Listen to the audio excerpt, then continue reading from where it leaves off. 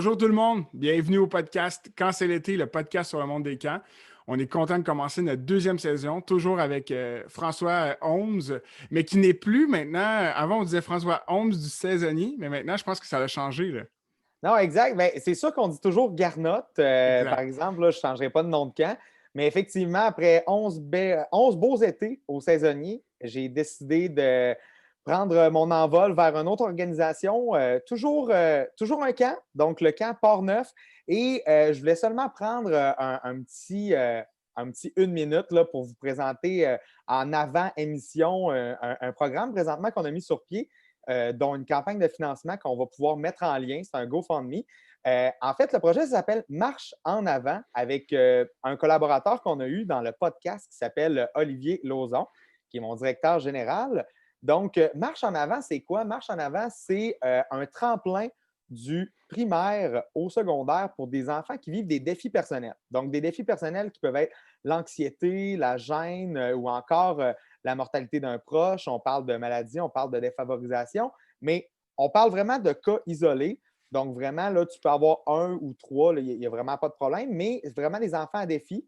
Donc, nous, on veut ramasser de l'argent pour permettre à ces enfants-là de vivre 4 fins de semaine par année pour avoir des formations en plein air où on leur fournit tout le matériel pour pouvoir monter un abri, une tente, un sac de couchage, bref, j'essaie de le dire le plus rapidement possible parce qu'on a une très belle émission devant nous, mais quand même, je ne voulais pas passer à côté de ce projet-là parce que vraiment, ça rentre dans les valeurs d'accessibilité pour les jeunes dans le besoin. Et je veux souligner également le courage de mes collègues qui vont marcher 200 kilomètres, donc de la Naudière jusqu'au camp Port-Neuf pour ramasser des sous pour le projet Marche en avant. Donc, c'est un peu présentement dans le quotidien que je suis présentement. J'aime vraiment, vraiment le projet. Ça me motive énormément et je vais pouvoir en parler, je suis certain, là, dans une autre émission. Mais sinon, toi, Guillaume, comment ça va? Ça va bien, ça va bien. Écoute, donc mon été a été bien occupé avec le nouvel enfant et le camp en COVID, mais là, ça va bien.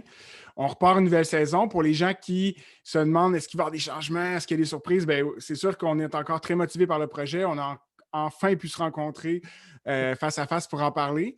Mais on garde je pense, la même idée, c'est d'encore de mettre les camps de l'avant, parler aussi, toucher les sujets, autant les sujets chauds que les sujets qui nous passionnent. On veut être aussi varié qu'on l'a été dans la saison 1. Puis aussi, un gros merci. Il y a beaucoup de gens aussi dans notre dernier post qui ont levé la main pour participer à la saison 2. C'est sûr qu'on veut vous relancer. On est très touchés par les gens qui prennent le temps, de nous écouter, mais qui en plus lèvent la main pour participer. C'est super apprécié. Puis aujourd'hui, dans notre premier épisode, on commence, je pense, en force avec deux invités qu'on est très content d'avoir. Je ne sais pas si tu veux les présenter, François. Bien sûr. En fait, on ne se le cachera pas, là, c'est des personnes, en tout cas pour moi, qui m'ont vraiment inspiré dans mes congrès à l'ACQ. C'est deux personnes à la permanence. Donc, on parle de la directrice générale adjointe de l'Association des camps, Anne-Frédérique Morin. Et on parle également de Gabrielle, je ne sais pas c'est quoi son poste, c'est coordonnatrice au développement. Est-ce que c'est ça? En fait, Gabriel, c'est au niveau de tous les projets numériques de la Sécu. Donc, on lui demandera précisément son poste, mais tous les mandats numériques, autant publicitaires que, exemple, Pep ton jeu, l'application mobile qui est sortie, était très impliquée là-dedans. Toute la refonte du site web, elle a été impliquée là-dedans. Tout ce qui touche la formation en ligne, des choses comme ça, ben, qui peut toucher la Sécu, tous les projets numériques, c'est dans ses dossiers. Effectivement, Gabrielle, c'est qu'elle fait tellement de choses que, au final, comme on se demande c'est quoi Ouais. exactement le nom de son poste, parce que dites-vous que c'est elle qui gère la page des Oui, gestionnaires de camp exact. Qui est un et gros mandat en soi, là. énormément. Là, elle va pouvoir vous en raconter à quel point que, justement, on ne va pas jaser de COVID tout l'épisode, loin de là, mais elle va pouvoir vous expliquer la croissance que le groupe a pris dans la pandémie qu'on a tous vécue ensemble au niveau des camps. Exact. Donc, on va les inviter. Ils vont venir se joindre à nous dans quelques secondes.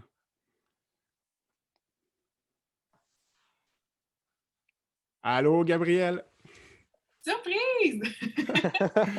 Salut, Hey, Anne. Oh, wow! Anne, Wow! vous avez le même gilet, c'est incroyable. Yes. On ne savait pas, c'était une surprise. C'est C'est ça. parfait. Good, Hey, ben, bienvenue. vas-y, ouais. Bienvenue. Super content que vous ayez répondu à l'appel. Merci à l'invitation. Ben, merci de l'invitation. Merci, on est content d'être là. Je parle pour Anne. Oui. Mais on est un Parfait. peu un duo, fait que, Oui, c'est on ça. vit ensemble. Et On a puis, le même cerveau. Puis Gabriel, on se demandait, on vient de vous présenter, puis on a quand même, je pense, bien résumé vos tâches à la Sécu, mais on se demandait précisément ton nom de poste à la Sécu. Je sais que c'est touché au projet numérique, mais Coordinatrice de projet numérique. bon, c'est coordonnatrice qui nous manquait. Ouais, C'est bon, ouais. excellent. Exact. Parfait. Ben écoutez, pour commencer, on voudrait savoir, avant de rentrer dans la Sécu, là, un peu qui vous êtes, qu'est-ce qui vous a amené, le chemin qui vous a amené vers la Sécu. Parce que, puis moi, je vous connais moins que François, fait que je vais en apprendre. Je sais qu'Anne-Fred est à la Keno, mais c'est tout ce que je sais. Gab, je ne sais pas si tu as travaillé dans les camps ou pas. Fait que qu'est-ce qui vous a amené tranquillement vers la Sécu, votre parcours? Je ne sais pas si une des deux veut commencer. Ben, Gab, vas-y donc. Je connais ton parcours, mais en même temps, je ne le connais pas au complet. Fait que vas-y donc. Mon parcours, c'est intéressant. Ben, moi, j'étais un peu comme la underground girl là, qui est un peu partout. Tout le monde connaît mon nom, mais personne ne sait vraiment ce que je fais concrètement. Là, vous allez en apprendre plus.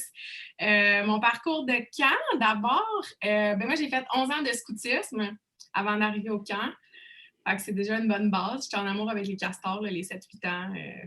Ça a été comme ma meilleure époque. Puis après ça a été comme une super belle suite logique que j'aille dans les camps de jour. Puis c'est Elisabeth Bélanger qui m'a à la fois initiée au scout. Ben, pas au scout, j'étais déjà scout à la base, mais qui m'a amenée comme animatrice au scout, puis qui m'a amenée dans les camps de jour.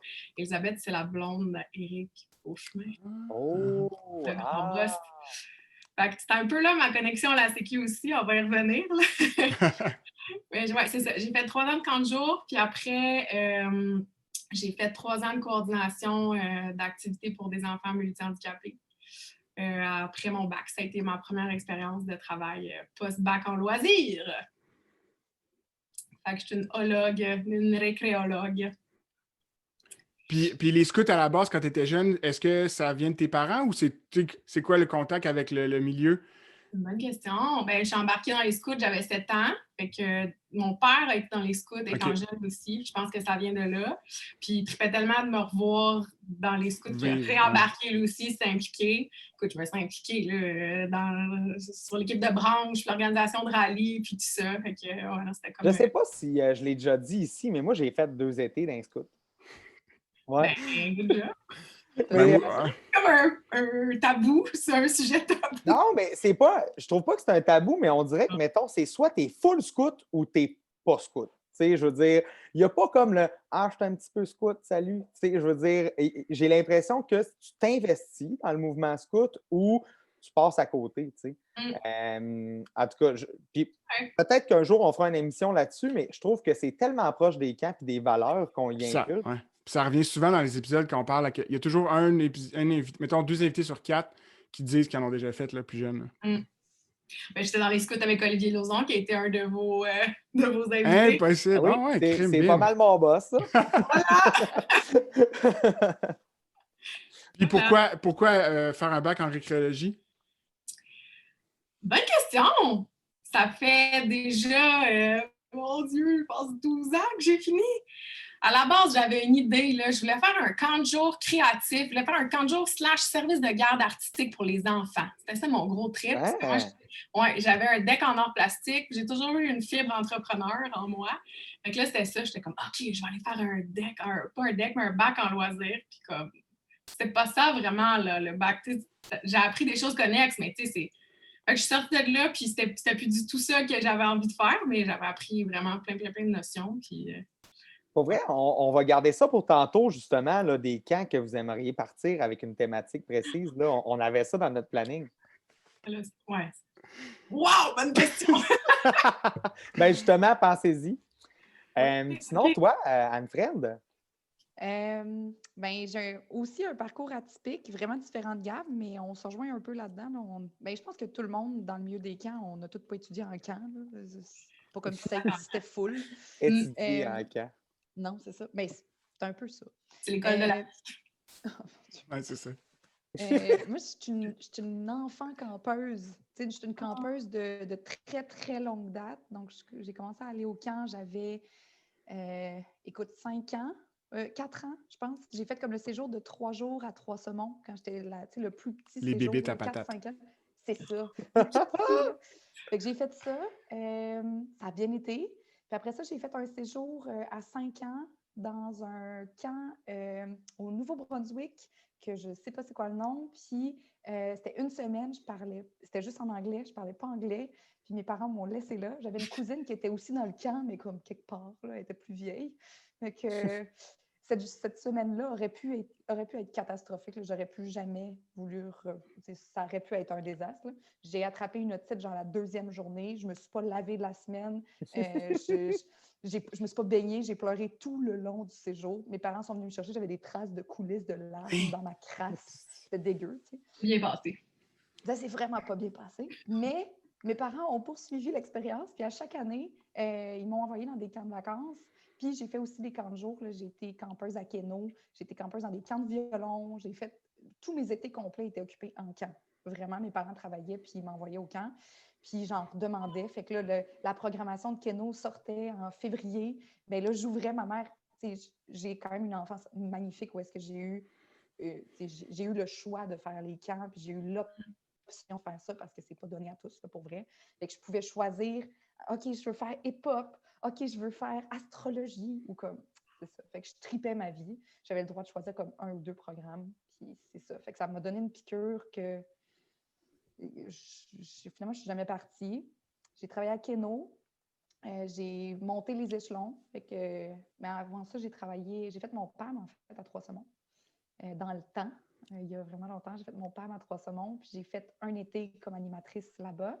Puis après ça, il y en a qui disent que c'est de la trahison grave, mais non, je suis allée travailler pour Keno, une extraordinaire entreprise. Puis j'ai travaillé au camp de jour, donc c'était complètement différent que le camp de vacances. Fait que je suis un peu... j'ai pu toucher un petit peu aux deux, là, ça c'était vraiment, vraiment le fun. Puis j'ai grimpé les échelons à Keno. Puis après ça, ben, je me suis dit, ah non, je vais avoir une vie d'adulte, hein, je vais aller en maîtrise, je vais couper ça. Finalement, ben, ça s'est pas bien passé. Là. Comment quitter le monde des camps? Fait que Stéphanie Collard, qui est la coordonnatrice à la formation à la Sécu, c'était aussi une de mes patronnes à Keno à l'époque où j'étais coordonnatrice. Puis Steph était déjà rendue à la Sécu, puis c'est elle qui dirige le volet de la formation remue-ménage. Puis elle a su que j'arrivais à Montréal, puis elle m'a dit « Hey, tu pourrais devenir formatrice pour Remue. » J'ai dit « Hey, ben oui, ça serait vraiment le fun, j'aime ça donner la formation. » Puis ça me gardait un peu un pied dans le monde des camps, ce qui était vraiment le fun. Puis finalement, ben, j'aimais moins ma job à un moment qui était un peu difficile, puis vraiment, je parlais pas à personne, je faisais de la recherche. Fait que Steph m'a envoyé une job. Puis je suis rentrée à la Sécu comme ça, mais vraiment pas avec l'idée de rester dans le monde des camps, finalement. Là, vraiment pas. Ouais. Puis dans le cycle de la vie, Wow. Anne-Fred, je pense qu'on a été en même temps au moins un été au camp ensemble à Trois-Saumons, sans savoir que genre 20 ans plus tard, on ferait un podcast. Non, Est-ce que vous vous rappelez l'un de l'autre? Ben oui. Parce qu'en 2005, j'ai fait mon PAM, puis toi, tu travaillais déjà là. Oui, tu sais, François, la fameuse année raton, là, c'était 2005. Ah, OK. C'est ça. Pendant qu'Anne-Fred faisait son PAM, je travaillais dans la cuisine. C'est fou. C'est fou. Vraiment cool. Puis Gab, dans le fond, je ne sais pas si on l'a peut-être passé trop vite, là, mais entre le bout où tu t'occupais du camp avec les enfants à besoins particuliers jusqu'à la Sécu, y a-tu comme de quoi comment c'est arrivé? Je m'en allais faire un running gag un peu coco, je pense. Ah oui, je vais le faire. Entre les deux, j'étais en fauteuil roulant. C'est parce que non, c'est vraiment une mauvaise blague. Mais c'est que j'ai travaillé pour Kéroul. J'ai fait de l'évaluation de l'accessibilité pour Kéroul. Okay. Juste que les bureaux sont au stade, puis à un moment donné, on s'en allait, c'est une anecdote vraiment cocotte, là, mais on s'en allait marcher, puis on a passé devant les bureaux, puis je pense que c'est Stéphanie qui a dit à quelqu'un, on passait devant, « Hey, regarde, elle travaillait chez Kéroul avant. Savais-tu qu'elle était en fauteuil roulant avant? » Puis là, la personne, il a super cru, puis là, c'est ça, c'est devenu un peu ça. Oh, wow, OK. Mais oui, puis j'ai même pas name droppé ma famille de camp. Moi, j'étais animatrice au camp de jour Le Temps à Laval. Ah, OK. Voilà. Pendant... moi, Guillaume, tu connais? Parce que moi, j'ai jamais entendu ça. Camp de jour Le Temps. Ben, c'est pas... attends, mais Charlie, c'est-tu à Collège Le Temps? Non, ça, c'est Ben, parce que ma blonde vient de Laval, puis je connais comme les 3, il y en a 3 ou 4 là, privés qui sont un peu plus gros. Là. Ouais. Et Fait que vous connaissez une grande vedette du Collège Le Tendre, Yann Damour, que vous Ah, avez c'est reçu. ça. C'est ça, parce que quand on a fait l'épisode avec Yann, il en Oui, avait c'est parlé. ça. C'est ça. C'est Oui, ça. oui. C'est là que j'ai entendu ça. C'est ça. C'est mon chef de section. C'est vrai? C'est fou, pareil, hein? Ah oui, oui. C'est fou, pareil. Les Et liens Yann justement, elle nous a est montré jeune. des photos hier de de Yann. Il y a 10 ans. C'était extraordinaire. Avais-tu un nom de camp, Gab? Ziploc. Ah, c'est Cool. Puis Anne-Fred, à Keno. Oui, à Keno, j'avais un nom de camp. En fait, j'avais demandé Piscine hors terre, qui m'a été tragiquement refusée. Puis, C'est bon, ben, pourtant. j'ai eu Cactus, ce qui est un très beau nom, qui est maintenant retiré, qui est au temple de la renommée de Keno. Fait qu'il n'y a plus personne à Ouais. Keno sur les 450 employés par année qui peut s'appeler Keno, qui peut s'appeler Cactus. Je suis vraiment contente. Mais c'est ça. Y a-tu un Keno à Keno? Ça serait méta en tabarouette. Il y a eu un canot. Oh, Ok. Un rêve, c'est tellement une idée brillante. vraiment? Hey, sinon, si on parle toujours dans les camps, là, vous, mettons, meilleure anecdote ou encore parler de vos jeux de camp préférés, chansons, là, on va y aller là, dans l'activité, là, vraiment dans le ludique. Là. Dans le ludique. Ben, en fait, moi, c'est vraiment bizarre, mais mes années d'animation sont loin, tu sais, puis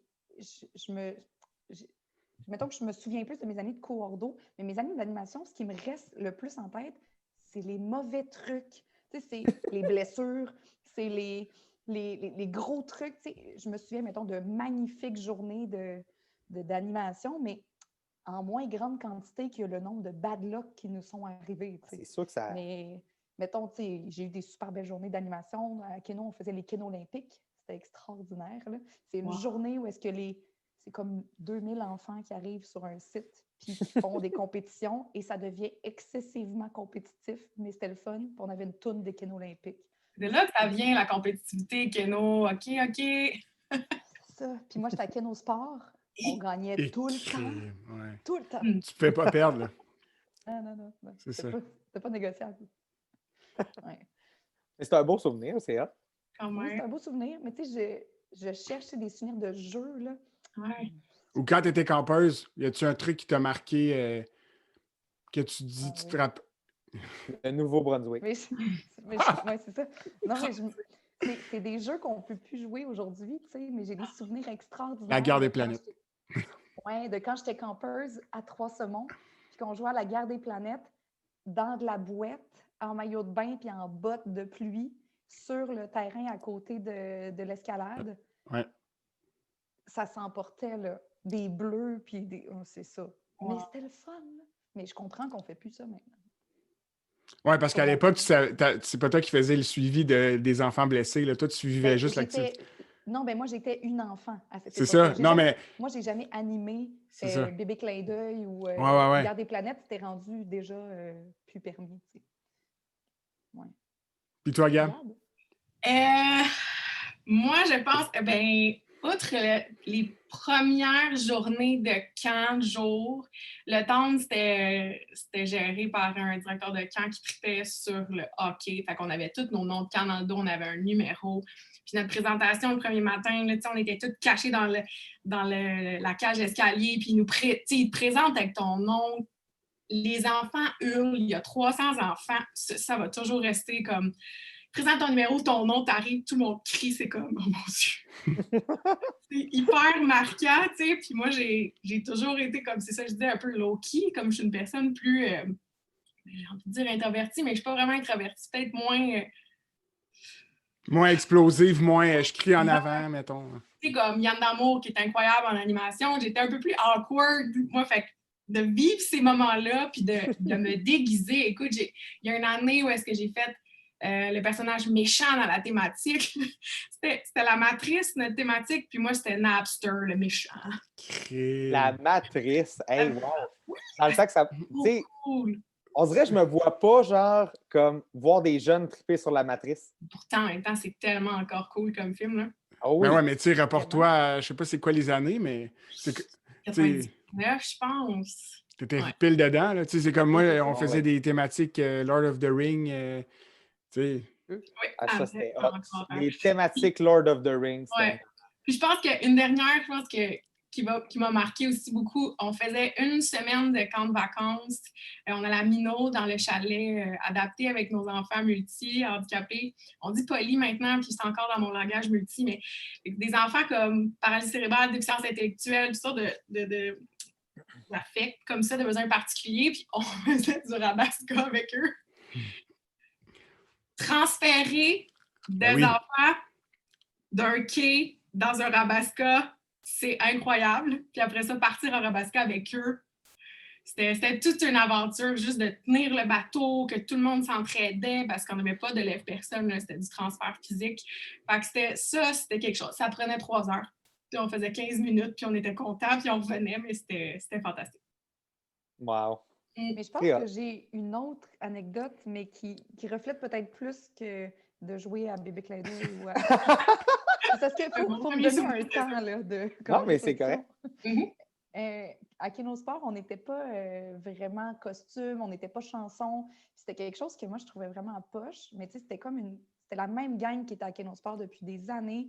Puis c'était un peu leur défi de ne pas faire ça.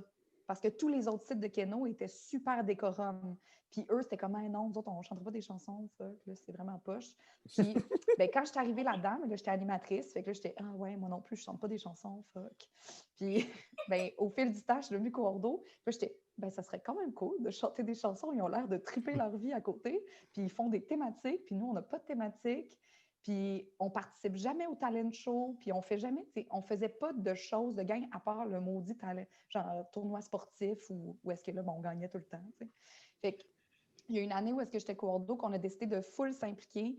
Le cours d'eau qui était avec moi, il a écrit une thématique, on a monté du stock, puis les enfants ont vraiment embarqué.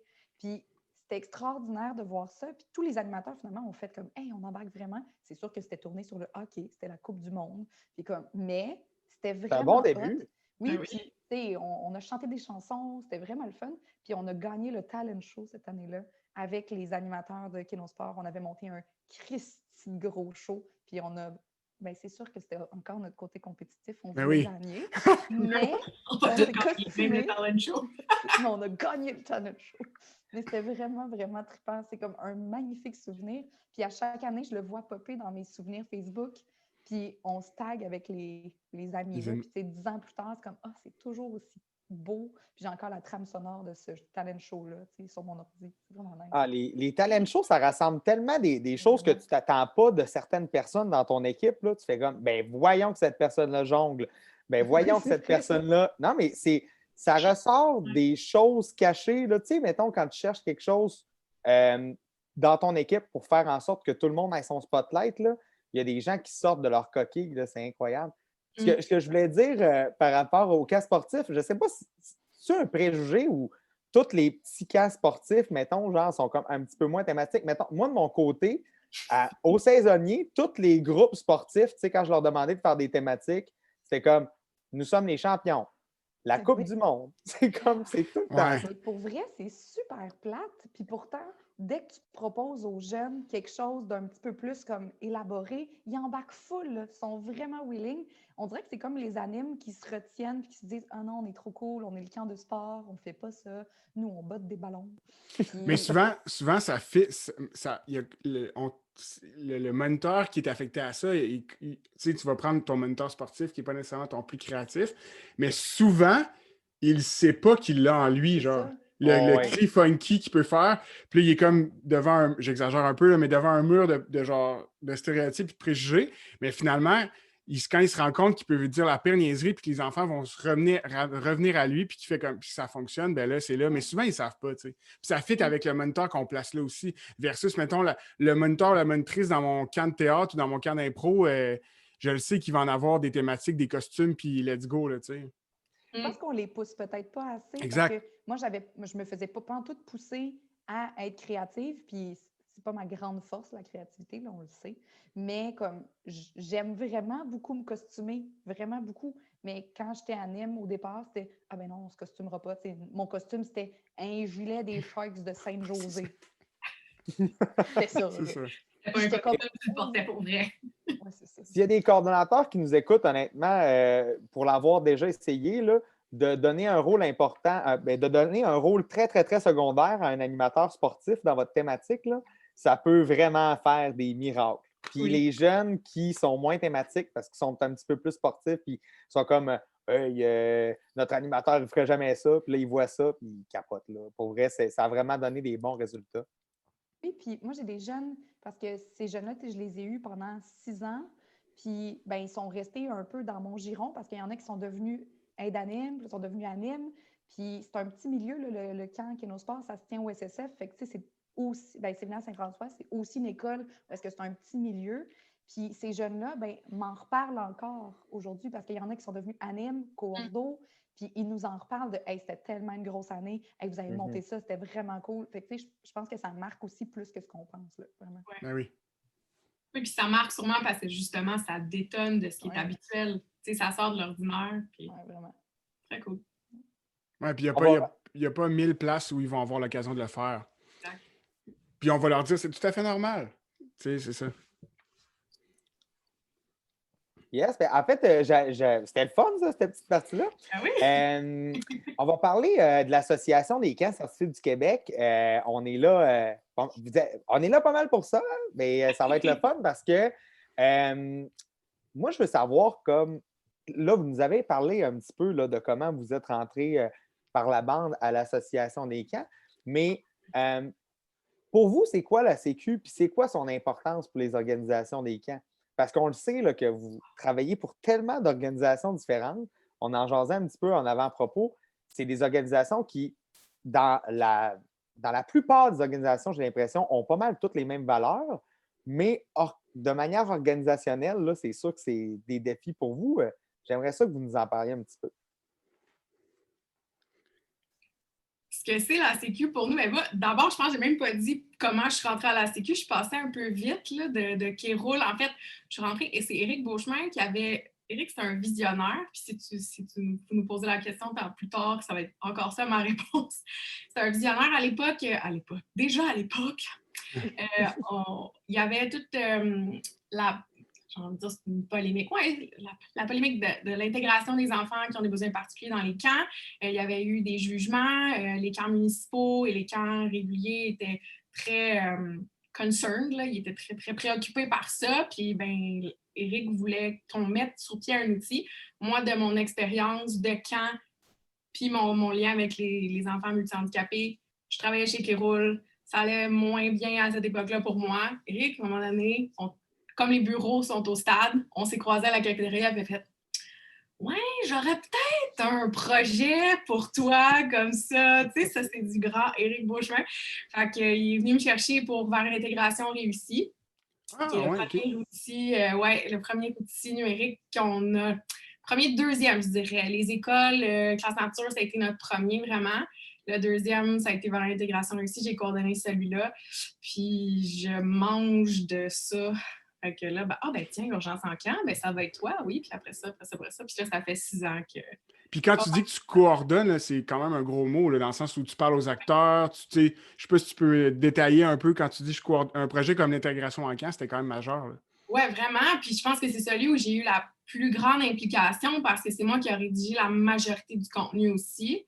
La coordination de ce projet-là, c'est autant réfléchir à c'est quoi le besoin, après ça, aller chercher les bons acteurs pour faire la rédaction de choses que c'est pas moi qui ai fait. Moi, j'ai rédigé vraiment les 8 étapes en collaboration avec Éric, avec la QLPH aussi, l'Association québécoise du droit pour personnes handicapées. On a fait un cycle, on a fait une trentaine de fiches besoins particuliers. Bien, ça, on a fait affaire avec des rédacteurs. C'est encore là, c'est cibler le besoin, après ça, faire le lien avec eux, développer la plateforme, l'imaginer, faire le lien avec la boîte de com, faire le développement web.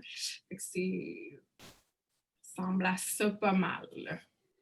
Ouais. C'est extraordinaire parce que nous, Gab est un petit peu moins sur le terrain, la Sécu, là, on pourra y revenir tantôt, mais moi, je suis beaucoup sur le terrain, puis moi, je parle des produits, puis des services, puis la représentation de la Sécu, j'en fais beaucoup, comme Éric, puis Gab en parle sur nos médias, tu sais. Ouais, mais j'en fais pas en personne. Puis vers une intégration réussie, c'est l'outil, en fait, qui est le plus demander, c'est sûr que notre site Internet il est gros, il y a beaucoup, beaucoup d'outils, mais c'est l'outil qui est le plus... En demande. Oui, en demande. Puis, en fait, dès que les gestionnaires savent que ça existe, oh mon Dieu, un canevas d'entrevue pour des accompagnateurs. Oh mon Dieu, une fiche pour l'évaluation des besoins en 7 pages avec tout en détail. Puis là, ils sont comme une fiche stéréotypée d'un jeune diabétique. Qu'est-ce qu'il faut que j'évite ou qu'est-ce qu'il faut que je mette en avant?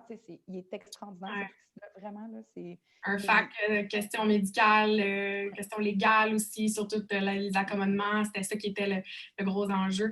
Ouais, c'était mon bébé. Ouais. C'est mon Hey, bébé. good job. Good job, pour vrai. Merci. Puis c'est drôle parce que, c'est drôle, oui. En ce moment, on est en train de terminer dans mes projets. Je ne sais pas si je devance vos questions, mais on est en train de terminer de déplacer l'ancien site web vers le nouveau. Ouais. C'est toute la section gestionnaire de camp qui reste. Puis c'est la réflexion qu'on a de transposer ce contenu immense qu'on a développé dans les 5 dernières années. C'est tout un défi. J'ai hâte de présenter ça, mais c'est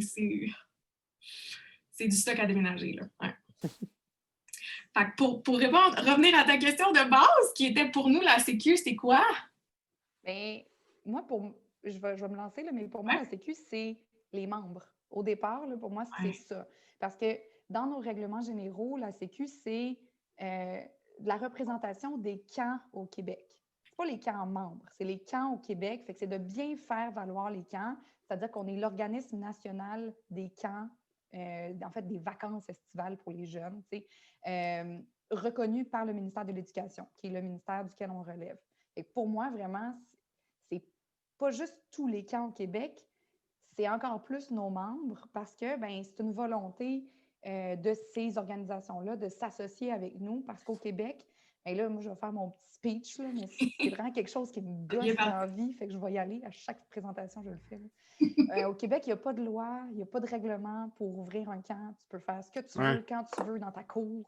C'est bien gossant. Si vous, à la maison, vous voulez faire ça, faites-le pas, mais vous pouvez. Ça prend absolument rien. C'est juste vraiment poche. Fait que ça fait qu'il y a des fois des accidents qui arrivent, il y a des mauvaises pubs qui se font alors qu'il y a des super bons camps qui roulent à côté, puis qu'ils ont une mauvaise presse à cause des camps qui fonctionnent moins bien. À la Sécu, l'objectif, c'est de s'assurer d'un standard qui est de base, là, mais un standard de sécurité et de qualité pour que ses membres puissent offrir aux enfants le meilleur été de leur vie, là. Fait que c'est sûr que pour moi, c'est des membres d'abord. Tu l'as dit, François, des membres assez éclectiques, assez disparates, assez opposés sur le nombre d'enfants qu'ils accueillent. Là, on a des membres qui ont 40 enfants dans l'été, puis il y en a qui ont 7 000, 8 000, 10 000 enfants dans l'été. Fait que, c'est très éclaté. On a des familles là-dedans, des jeunes, des adultes polyhandicapés. C'est très large, mais c'est pour moi les membres, d'abord. Et moi, j'avais su ça à un moment donné dans un congrès, justement. Mais je ne m'étais jamais vraiment posé la question parce que je pense que je suis quelqu'un de réfléchi dans la vie, du genre, hey, il me semble, il n'y a personne dans la vie qui doit comme faire un camp dans sa cour, tu sais. Mais quand j'ai su ça, je suis tombé en bas de ma chaise parce que je me suis dit, voyons, tu sais, je ne peux pas partir à un parc d'attractions comme ça si je veux. En tout cas, tu sais, dans le sens... J'ai des anecdotes de plus de pouvoir. Ça me fait capoter parce que c'est abaisser le sérieux de notre travail collectif qu'on fait là-dessus. Puis honnêtement, ce qui est plate là-dedans aussi, c'est qu'admettons, moi, je connais un super bon camp non certifié, mais c'est pas un camp dans une cour, là. On s'entend là-dessus, là. Mais non, si tu as des bonnes anecdotes là-dessus, là, peut-être juste une. Parce que... En fait, on se fait beaucoup appeler à la Sécu pour plein de questions, de plein de choses, des questions super sérieuses, des parents qui cherchent des camps, mais on a aussi des questions genre, puis ça arrive vraiment beaucoup, puis Hugo, notre collègue, pourrait vous en raconter 1000 et une. Allô, j'aimerais ouvrir un camp, que dois-je faire? Ah, ça arrive tellement souvent. Ça arrive tellement souvent. Ah oui. Partout. En inbox, sur la page, en commentaire, partout. Puis là, tu sais, c'est OK. Puis la pire fois, je pense que c'est un monsieur qui nous appelle. Oui, alors, mes enfants voudraient ouvrir un camp. Moi, je suis comme, je comprends pas ce que vous dites. Vos enfants, quel âge ont-ils? Ils ont 18 et 19 ans. Ils souhaitent ouvrir un camp cet été de basketball. Cet été, on est genre le 2 juin. Je comprends pas. Ils vont faire ça. COVID ou pas de COVID? Non, pas COVID. OK. J'étais comme, hey, c'est encore plus rough, là. Non, ça serait bien terrible. Mais, tu sais, En plus, c'est pas les ados, les jeunes adultes qui font l'appel, c'est le parent, ça aussi, ça arrive beaucoup. Et c'est le parent qui appelle. Ouais, fait que là, il faudrait qu'on fasse quoi? Y a-tu un permis? J'aurais jamais deviné. Là, je pose des questions comme ils font ça où? Ah, ils vont sûrement faire ça dans le gym de la municipalité. OK, ils ont-tu un protocole d'entente? Ouais, non, ça devrait être correct. Sinon, ils vont aller dans le cours d'école. Je suis comme OK, mais là, ils ont-tu des assurances responsabilité civile s'il arrive un accident? Ben non, on a-tu besoin de ça? Oui. Comme c'est des enfants, là, ça va Ouais, pas c'est comme. Ils tombent, ils se cassent une jambe. Ben, qu'est-ce que vous faites? C'est Ah, hallucinant. La connotation du bonheur du camp rend ça un peu comme ah oui, ça va être facile à ouvrir, Oui. puis c'est pas aussi important que l'école, mais on milite tellement pour que ce pont-là se Puis, fasse là, depuis des puis années. on a posé la même question, je pense, à Eric puis à Stéphane, mais c'est peut-être une trop grosse question, mais tu parlais du fait bon, qu'il n'y a pas de loi, puis qu'en ce moment, c'est pas régi. Mais pourquoi? Pourquoi c'est comme ça? Pourquoi on n'a pas. En fait, la question qu'on avait posée à Eric, c'était quoi la perception du public du monde des camps? Là, il avait abordé un peu cet aspect-là de bon, c'est pas régi, puis c'est pour ça que l'association est importante, puis tout ça. Puis je pense qu'il avait tout à fait raison, mais c'est quoi, vous, selon vous, votre opinion un peu personnelle de pourquoi c'est pas plus mis de l'avant, reconnu? Je pense pas que la réponse, c'est à cause du gouvernement. Là. Je pense pas que c'est ça. Là. Mais pourquoi, au niveau du public, ou en général, ça peut être dans les instances gouvernementales, pourquoi c'est pas plus reconnu? Mais moi, j'ai envie de dire que c'est. Puis j'ai pas le goût de le dire parce que je veux pas qu'on le jinx. Il s'est jamais rien passé de grave encore. Tu sais? Fait que ça marche, c'est correct. C'est comme une Ouais, je piste de comprends. réflexion parce que moi, je me l'explique pas non plus comment ça se fait qu'on protège à ce point-là. On est une nation qui protège nos enfants puis qui veut le mieux pour eux, mais que l'été, c'est comme hey, va jouer dans le chat. Comme, Mais moi, historiquement, mettons, tu ouais. remontes dans les années 60-70, tout le loisir a été donné à des assos, puis à des OBNL, puis à des fédérations sportives, à des clubs. Fait que tout le loisir est passé des mains des religieux à des clubs de bénévoles, puis des gens comme ça. Puis les camps de jour ont fait ça aussi, parce que les camps de jour étaient, les camps de vacances, les camps de jour étaient gérés par des communautés religieuses. Il y a comme eu un transfert parce que le gouvernement n'a pas voulu s'impliquer à ce moment-là dans les loisirs et dans les sports. Puis les camps de jour sont restés dans le milieu du loisir. Puis, il n'y a pas eu de moment où est-ce que ça a été re-questionné. Alors que peut-être que, là, je ne remets pas en question ça, mais peut-être que les camps de jour auraient plus fité dans le ministère de la Famille parce que les garderies sont là. Ou peut-être qu'il y aurait plus fité dans le volet du éducation que de sport et loisirs, dans le ministère de Ouais. l'éducation. Je suis tellement d'accord avec toi. Là. C'est comme, c'est un peu problématique. Puis on n'a jamais remis en question ça. Puis ça tombe vraiment, pour vrai, les enfants l'été tombent dans une craque de service. C'est vraiment ça. On les oublie l'été. Puis les camps sont là, les camps sont organisés, ils fonctionnent bien, mais les instances gouvernementales ne les mettent pas de l'avant l'été. C'est vraiment comme, l'été, c'est des vacances. On est en vacances. Fait que les profs sont en vacances, les intervenants sont en vacances. Et c'est ça. J'ai un peu l'impression que c'est resté comme dans un non-dit. parce que non, vas-y, Gabriel. Non, j'acquiesçais. Je trouve que c'est le point de vue historique qui est intéressant. En fait, c'est ça, c'est parce que j'allais quasiment apporter que, dans le fond, on est les seuls qui s'occupent d'enfants que tu peux partir ça n'importe où. Parce qu'une garderie familiale, on s'entend que, hey, faut que tu t'attelles là, si tu as le goût d'ouvrir une garderie. Il faut vraiment que tu sois douette.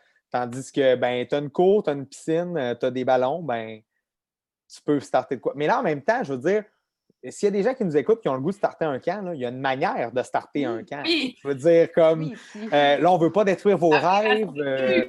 Vous avez le droit de croire en vous. Là, c'est vraiment correct. C'est juste que probablement que la première affaire que vous allez faire, ça ne sera peut-être pas appelé comme la Sécu en disant j'aimerais ouvrir un camp. J'imagine que. Mais, tu sais, nous autres, on leur raccroche jamais au nez en disant c'est impossible. Mm-hmm. C'est pas ça. On les accompagne puis on va leur dire écoutez, la bonne première façon de faire, c'est de prendre le cahier des normes de certification de la Sécu, lisez-le, passez à travers. Ça, c'est les normes de base. Après avoir lu ça, vous devriez faire OK, j'ai tout ça à faire pour ouvrir un camp sécuritairement. Puis ça va peut-être vous donner une piste les endroits que vous allez devoir comme appeler, vous prendre des assurances ou trouver des locaux sécuritaires. Mais on les guide là-dedans. Mais c'est sûr qu'à un moment donné, ben, c'est leur responsabilité de faire les démarches. On ne les fera pas pour eux, mais on les accompagne quand même. Vous êtes patient. Ouais. Puis, si j'avais à vous demander, tu sais, parce que qu'est-ce qui est selon vous, qu'est-ce qui, dans votre parcours à la Sécu, de ce que vous avez fait, dans vos projets ou dans ce que vous avez mené, qu'est-ce qui est le plus. Parce que, tu sais, j'allais dire sous-estimé, mais je pense que la connotation est négative, là, tu sais, dans le sens où, mettons, je m'attends à ce que vous me dites, ben, on travaille, c'est un milieu dynamique, le milieu des camps, bon, c'est une grande famille, tout ça, mais il y a quelque chose de positif qu'on ne connaît pas? Du fait que vous, ben, vous êtes soit souvent sur le terrain, vous êtes souvent en réflexion, il y a quelque chose qui est sous-estimé, je ne sais pas si vous comprenez le sens de ma question. Du milieu des Ouais, qui est sous-estimé, ouais. camps? Qu'on se doute pas que vous avez vécu qui est super positif, mais que, mettons, le commun des gens qui n'est pas trop en contact, même moi même je me constate dans cette salle, qui n'est pas trop en contact, qui ferait comme Ah ouais. Tu sais, comme exemple, Anne-Fred, tu dis ben les camps ne sont pas régis, là, ça c'est autre chose, mais ça, tu vois, j'en avais aucune idée. Mais dans la force du milieu des camps, il y a quelque chose qui est sous-estimé, qu'on ne se doute pas, qui vous drive beaucoup ou qui vous aide dans votre travail. Ouais.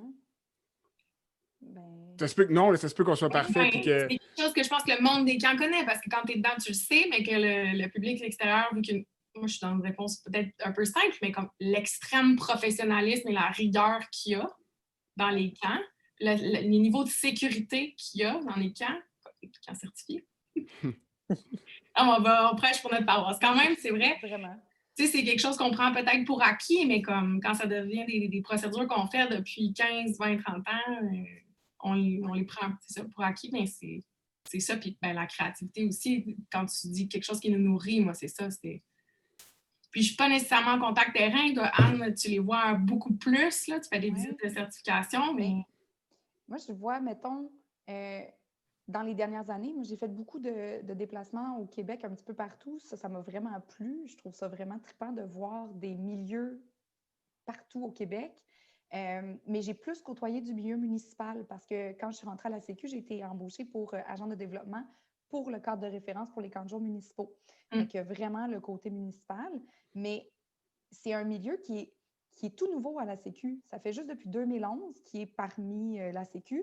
Puis, il a été un petit peu le mal-aimé. Là. Il y a eu des petites distensions là, entre les municipalités et les membres certifiés parce que ben, ils ne se connaissaient pas beaucoup, je pense. Là, ça va vraiment bien. Oui, c'est du changement. Ouais. Mais c'est pas la même clientèle, c'est pas les mêmes besoins non plus. Puis les municipalités étaient un petit peu lost. Puis on le voit en fait quand on se déplace. Là, ils ont de plus en plus de ressources, puis c'est vraiment le fun. Mais c'est qu'ils ont une diversité de choses sur leur bureau qui est hallucinante. Quand tu es un gestionnaire municipal puis que tu gères les loisirs de ta municipalité, tu gères vraiment pas juste un camp. Tu gères ton aréna, tu gères ta piscine, tu gères toutes les communications. Puis souvent, mon exemple, c'est que tu es peut-être aussi greffier. Puis comme, tu fais vraiment beaucoup de choses, là, c'est funky. Puis quand je me promène sur le terrain ou quand je me promenais, puis je sais qu'Éric aussi, c'était ça, c'est tellement trippant de voir, on leur parle pendant 15-20 minutes, puis ils sont « Oh mon Dieu, ça donne bien l'air le fun, un camp. » Bien là, mon camp de jour, moi, il était peut-être pas exactement comme ça. « Ah ben là, je vais aller voir vos outils. Hey, oui, puis là, on les met en contact avec des camps de vacances ou des camps de jour de leur région qui sont certifiés. Puis là, ils font des échanges de services. Ils forment leur staff au même endroit. Pourtant, il y a 1 an, c'était des compétiteurs, avec guillemets. Mais là, ils font des collaborations ensemble. C'est vraiment trippant. Fait que ça, je pense que le développement du ministère, moi, c'est quelque chose que j'ai vraiment vu puis qui a complètement changé le milieu des camps. Là. Puis aussi dans notre membership, parce qu'on, écoute, depuis... Ça, c'est hallucinant. Là. On a énormément de membres municipaux maintenant comparativement à il y a 6-7 ans. Là. Fait que, ouais. Puis moi, c'est ça, pour moi, la Sécu, c'est le réseau. Ouais. Oui. C'est le réseau, puis l'entraide qui s'est développée aussi à travers ça au fil des années, parce qu'on sait que c'était pas nécessairement ça historiquement à la Sécu. Ben, c'était oui, de se regrouper, mais à chaque fois qu'il y avait des étranges qui arrivaient, oh, c'est qui eux autres? Puis là, tu viens de le relater pour les municipaux, mais au final, c'est ce qu'on ressent, puis on le voit en congrès. C'est la vie à nos membres, puis le réseau qui forme entre eux quand ils se parlent, puis ils font des choses incroyables. Je pense que vous avez mis des mots sur ce que moi, je trouve le plus beau de la Sécu, parce que clairement, ce que je trouve le plus merveilleux de la Sécu, c'est quand je vois des gens du municipal, vraiment pour des camps de jour municipaux, échanger avec des gens qui sont vraiment en camp de vacances, le camp de vacances là, pur et dur, là, full nature, là, pas de réseau, là. puis qu'on échange thématique et tout, puis que ben, il y a un petit peu de camp de vacances qui se transpose dans des loisirs de municipalité, puis comme je trouve ça vraiment le fun, les partages que ça amène plutôt que la compétition. En fait, je ne l'ai jamais vraiment vu, la compétition entre un camp de vacances et une municipalité. On s'entend là-dessus, c'est vraiment pas la même offre. Mais honnêtement, je pense que l'inspiration que chacune des organisations réussit à se créer entre elles est, pour moi, je trouve le plus fun de la Sécu. Oui, puis j'ai l'impression qu'il y a un petit mouvement aussi de gestionnaires de camps municipaux qui comprennent que si ton expérience, ton client camp de jour, là, il va aussi aller en camp de vacances. Mhm. Dans le sens où si son expérience camp de jour est super positive, parce que dans les camps de jour, tu l'entends aussi, le modèle camp de vac, là, il est convoité. C'est tellement un beau. Tu sais, je ne sais pas si c'est un bon verbe convoité, mais il est beau. Fait que les gens, le camp de jour, ils essaient d'avoir cette liberté-là dans leur programmation, tout ça. Puis je trouve ça hot, moi, quand j'arrive dans mon camp de jour, puis que j'ai des enfants qui ont des t-shirts de camp de vacances, Oui. puis qui complètent leur été, soit en venant chez nous ou à l'inverse, ils viennent chez nous, puis après ça, ils vont dans un camp de vac. Puis ça, je trouve que depuis, mettons, personnellement, pour être plus impliqué depuis 2 ans, je le sens. Il y a un désir de. Tout le monde comprend que c'est complémentaire. C'est comme si tu as un bon camp de jour, puis tu traites, ben, ça se peut que ton parent dise après, ben, hey, t'aimerais-tu ça dormir? T'aimerais-tu ça faire la même affaire, mais aller dormir dans un camp? Puis souvent, c'est juste une continuité. Là. Puis c'est super trippant, je trouve. Là. Mais ça, c'est vraiment le fun. Puis entendre ça, moi, je trouve ça le fun de le voir terrain. Moi, je ne le vois pas terrain, tu sais, avec les enfants. Mais ce qu'on entend aussi beaucoup, c'est que de plus en plus, les familles retournent en camp. Puis les vacances familiales sont quand même de retour au Québec. Il y a comme une grande pause de vacances familiales pendant un temps. Là, il y en avait moins. Puis c'est vraiment revenu de l'avant. Il y a beaucoup, beaucoup de familles maintenant qui vont faire leurs 2 semaines, 3 semaines en vacances famille dans des camps.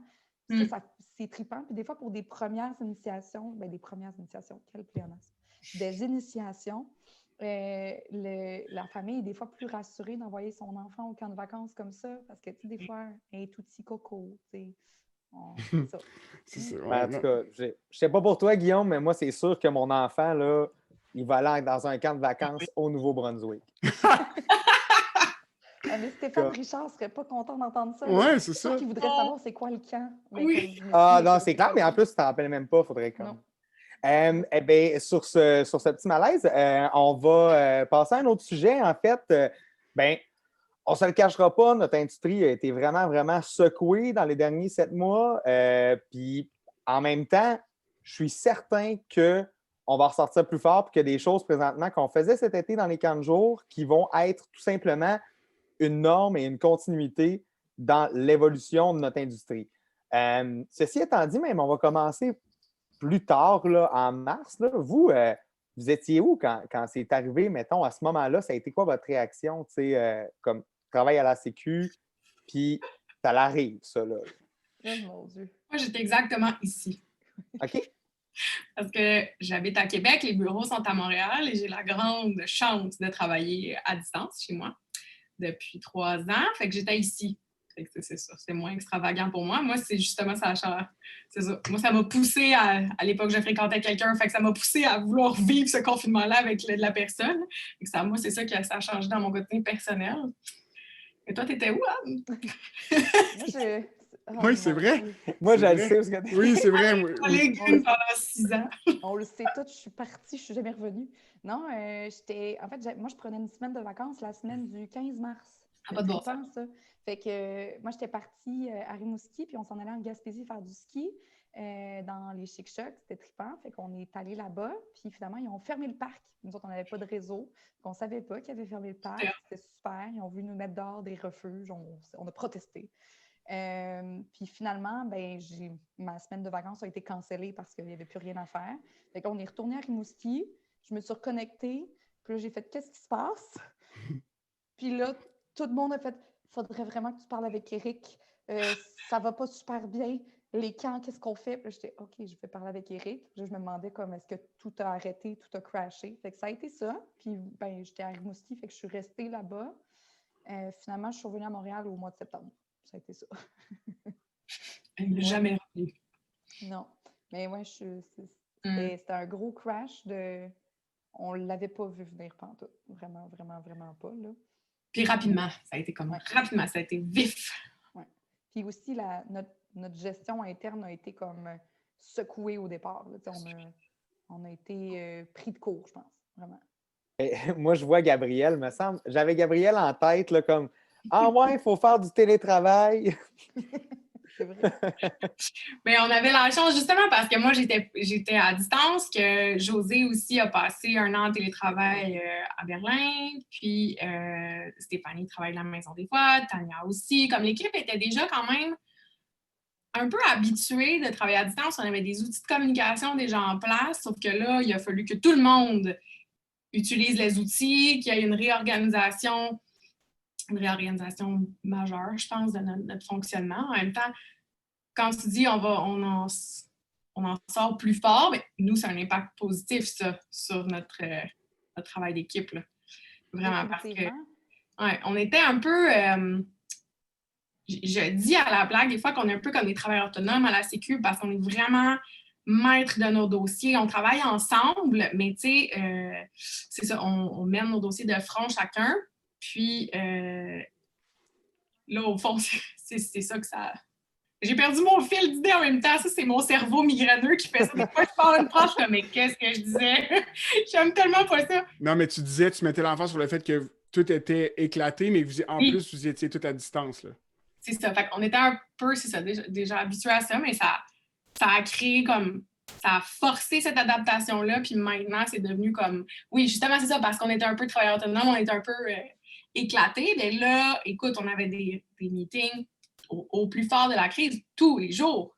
Tous les jours. Puis ça, on faisait jamais ça, là. Si on arrivait à se faire une rencontre une fois par mois, je vais le dire, mais une fois par mois, c'était déjà beau parce qu'elle était dans le fin fond du Québec, puis Eric en représentation, puis ça fonctionnait pas. Là, c'était comme, OK, non, on se parle tous les jours, c'est la cellule de crise, puis go.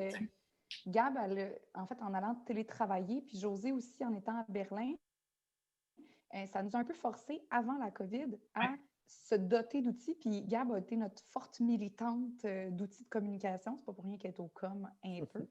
Fait que Gab, elle nous a mis en place comme un système de communication interne il y a longtemps. C'était pas tout le monde qui l'utilisait. Puis là, au fil du temps, comme les gens se sont mis à l'utiliser, puis on a été quand même bons. On avait mis des meetings aux 2 semaines. On était presque bons là, à chaque 2 semaines, genre au mois de septembre l'année passée. Fait qu'on ça avait déjà un peu commencé. Mais là, c'est ça. On a été obligé de vraiment se remettre dedans. Puis ça a été... C'était pas des dossiers de tous les jours. C'était des dossiers qu'on n'avait jamais vraiment maîtrisés. La Sécu a jamais été... En fait, les camps au Québec n'ont jamais été autant sur la front page, c'est vraiment à la une. Puis, bien, sûrement que tous vous avez vu Éric Beauchemin parler de nombreuses fois. Et toi? Et toi? Et toi? Oui, c'est ça. Et moi, quand Éric se reposait. Oui. Ouais. Puis qu'est-ce que vous retenez de ça, de ce 6 mois-là, de ces 7 mois-là? Puis c'est vraiment général comme question, ça peut être en tant qu'équipe, ça peut être par rapport au monde des camps, mais qu'est-ce que vous retenez de ça? Qu'est-ce qui ressort? Moi, c'est le travail d'équipe. Parce que pour la première fois à la Sécu, j'avais vraiment l'impression, pas qu'on n'était pas une bonne équipe avant, mais comme Gab l'a dit, on ne travaillait pas beaucoup en équipe. On travaille des fois 2 par 2, ou Gab était sollicité pour le côté de la gestion numérique, mais en fin de projet ou en milieu de projet. Puis, on n'était pas super bon, pour vrai, pour se parler dans notre gestion interne de projet. Là, on n'a pas eu le choix. Fait qu'on s'est viré de bord. Ça nous a pris un petit moment d'adaptation, mais on est devenus des machines d'équipe pour vrai. Puis ça nous a vraiment aidés parce que je pense pas qu'on aurait réussi. Je pense pas qu'on serait sortis aussi fort comme association si nous, on n'avait pas été capable de porter... Là, ça sonne vraiment pas humble en plus, ce que je dis. Ben, il faut le reconnaître. Quand on fait des choses comme il faut le reconnaître aussi. On évite à s'autocritiquer, mais il faut aussi pouvoir se donner des fleurs, je pense. Ouais. Je dirais le travail d'équipe, pour moi, ça a été vraiment... Ça nous a... J'ai découvert là, des choses sur mes collègues pas que je savais pas, mais... Qui ont été mis de l'avant, qui ont été forcés d'être mis de l'avant. Là, ouais. Et moi, je vais le lancer de même. Là, public, là, mais Tania Desrochers, qui est notre collègue coordonnatrice de la programmation, en fait, de tous les programmes à la Sécu, Tan, elle a travaillé sur la refonte des normes. Fait que, des normes de certification, c'est une machine de normes, puis elle les connaît toutes. Tan, elle a pondu un guide de relance des camps de jour en temps de COVID avec des back and forth de la Direction Du générale de la gouvernement. santé publique là, qui n'avaient pas de bon sens. Ils mettaient vraiment beaucoup de pression. C'est elle qui l'a écrit au complet, là, Ouais. 3 semaines. Au complet. Puis là, elle a eu, tu sais, il fallait qu'elle consulte des gens, il fallait qu'elle ait des inputs il fallait qu'elle rende ça accessible pour les camps, mais que ça sécurise la santé publique pour que les camps ouvrent cet été. Ça a été une machine de productivité, puis elle n'a pas flanché, là. Moi, j'ai été vraiment, vraiment impressionnée. Puis sa connaissance du milieu des camps, ça paraît que ça fait 10 ans, Ouais. en fait 12 ans, 13 ans qu'elle est à la Sécu.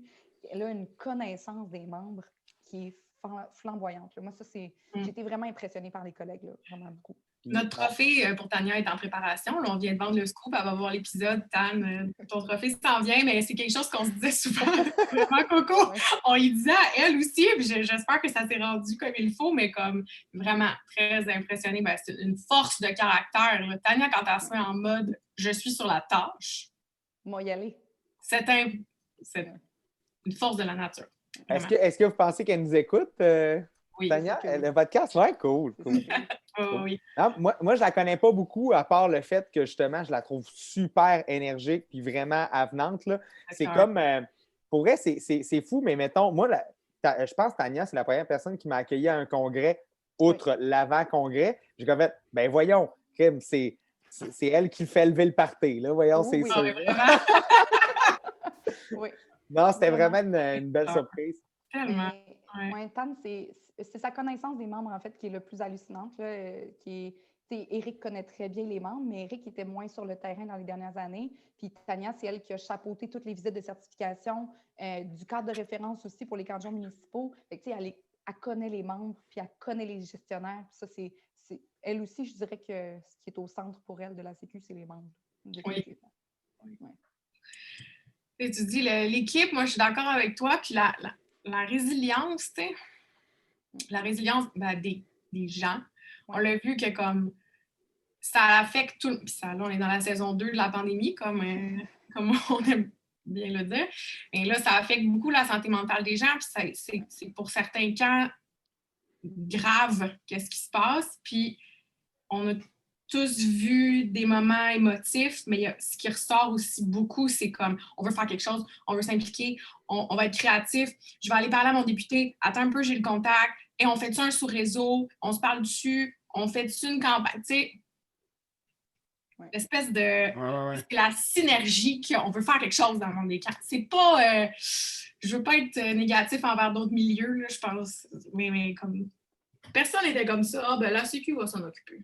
Oui, puis je pense que notre milieu a tellement des valeurs qui nous touchent, qui nous personnellement, que comme quand le milieu est attaqué, c'est un peu fort, genre, tout le monde step up. Puis tu sais, je pense que c'est la preuve que justement, on a ça à cœur. Là. Mais on l'a vraiment senti. On a senti une vague de gens qui voulaient avoir de l'info, s'impliquer, se parler entre eux, là, vraiment. Là. Ça, c'était quelque chose qu'on ressentait parce que quand on parlait aux gestionnaires, ils voulaient se parler entre eux, là, tout le temps.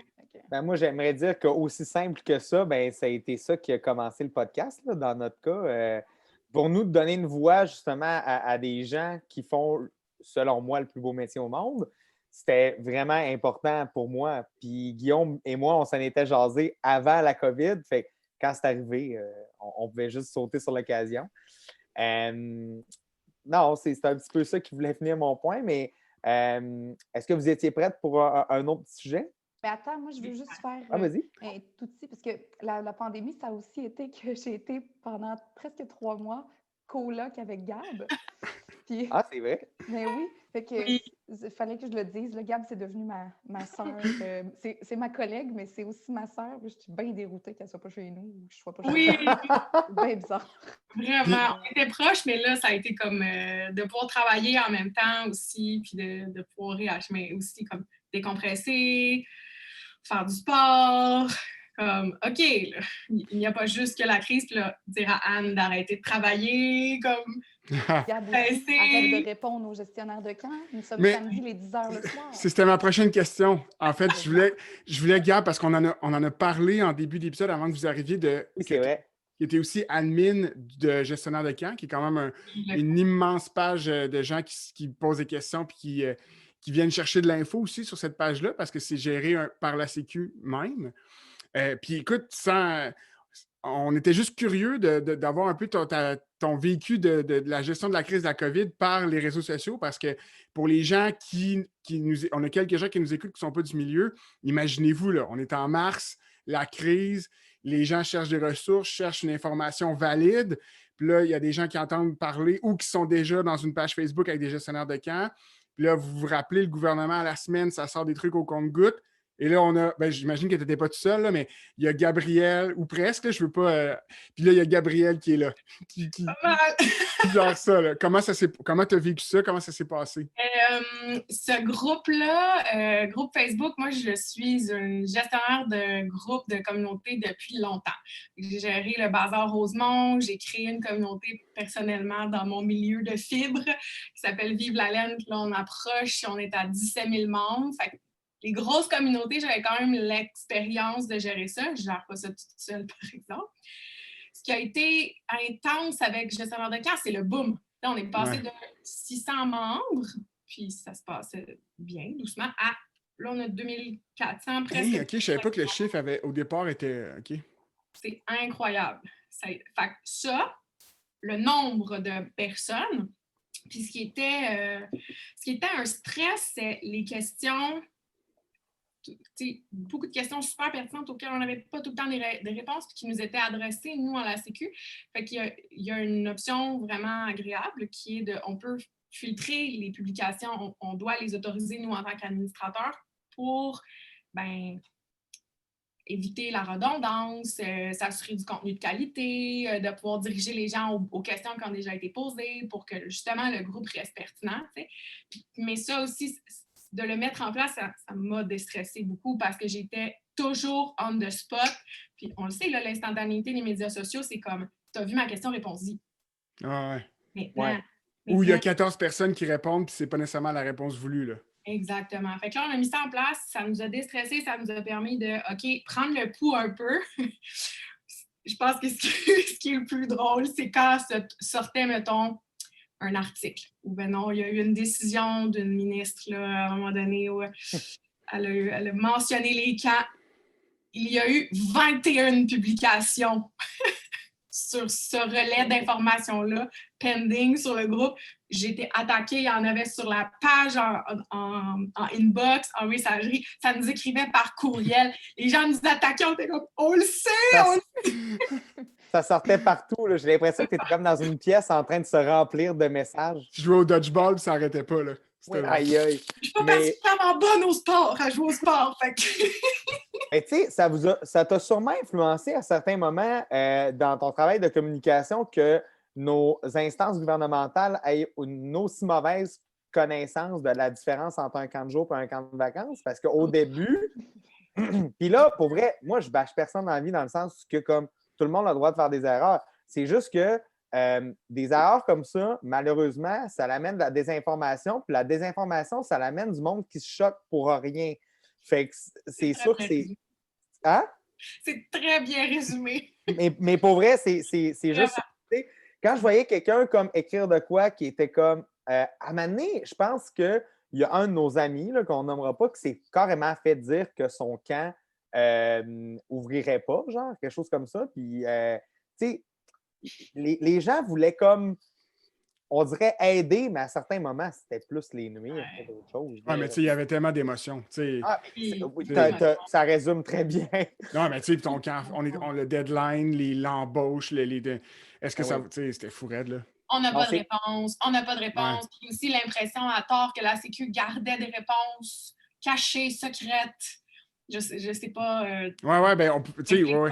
Ça vient, mais je pense que c'est ça. C'est un besoin de savoir, c'est de l'insécurité. Puis on était principalement, et on l'est encore, empathique de toute cette émotion-là. Les gens vivent des émotions, c'est intense, tu sais. Fait que notre réaction, c'est pas, ben là, ils vont se calmer. C'est vraiment comme, c'est beaucoup, beaucoup d'empathie. Puis Mais on travaille avec les émotions des gens en général dans nos métiers. Fait que comme c'est sûr que lorsque notre industrie est touchée comme ça, ben c'est sûr que ça va réagir comme ça à n'importe quel défi qu'on va affronter, la gang des camps.